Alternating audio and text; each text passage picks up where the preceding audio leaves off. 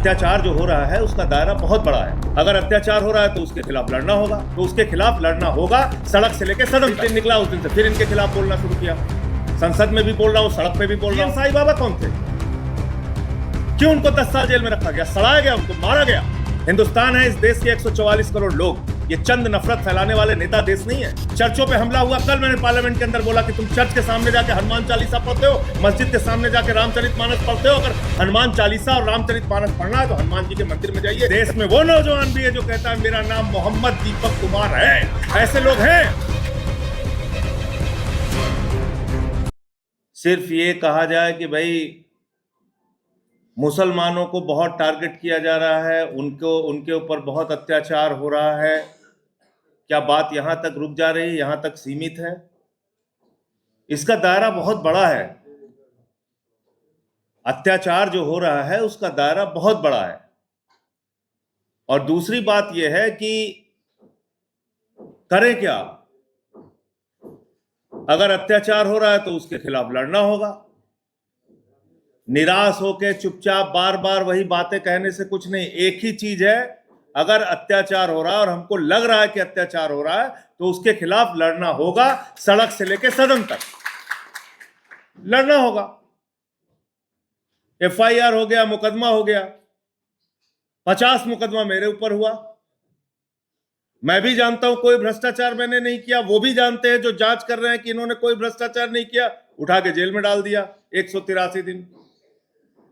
क्या करता मैं? आके फिर रोने लगता कि साहब देखो 183 दिन जेल में डाल दिया और हमारा परिवार बड़ा परेशान हुआ, बच्चे बहुत परेशान हुए, माताजी बहुत परेशान हुए, पिताजी बहुत परेशान हुए।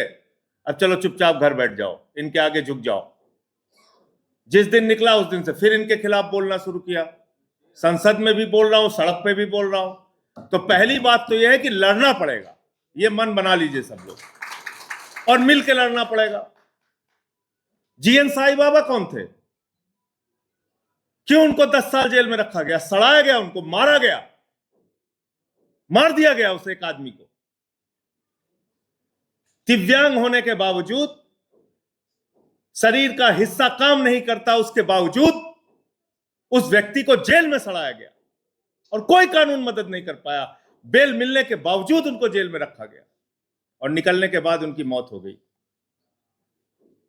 इस देश में भारतीय जनता पार्टी हिंदुस्तान नहीं है, याद रखिएगा, और नरेंद्र मोदी हिंदुस्तान नहीं है, और ये नफरत फैलाने वाले लोग हिंदुस्तान नहीं है। हिंदुस्तान है, इस देश के 144 करोड़ लोग। ये चंद नफरत फैलाने वाले नेता देश नहीं है। जब कभी भी अत्याचार होगा बोलेंगे। संभल का मामला हुआ, कल बोला मैंने कि आपने जज का ट्रांसफर कर दिया। चर्चों पे हमला हुआ, कल मैंने पार्लियामेंट के अंदर बोला कि तुम चर्च के सामने जाके हनुमान चालीसा पढ़ते हो, मस्जिद के सामने जाके रामचरितमानस पढ़ते हो। अगर हनुमान चालीसा और रामचरितमानस पढ़ना है तो हनुमान जी के मंदिर में जाइए, राम जी के मंदिर में जाइए और आशीर्वाद लेके आइए। देश के लिए कुछ वहां पे प्रार्थना कीजिए।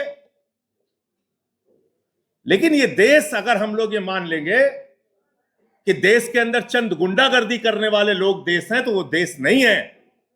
इस देश में वो नौजवान भी है जो कहता है मेरा नाम मोहम्मद दीपक कुमार है। ऐसे लोग हैं।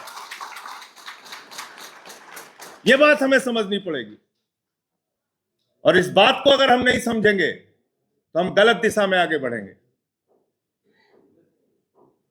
वक्फ का बिल आया, उस कमेटी में मैं भी था।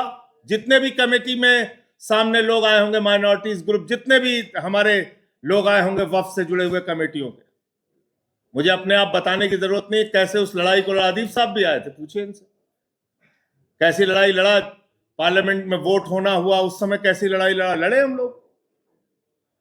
ठीक है, आज संख्या में वो ज्यादा है, डेमोक्रेसी में ये चीजें हैं, कुछ चीजें वो अपनी मनमानी कर रहे हैं।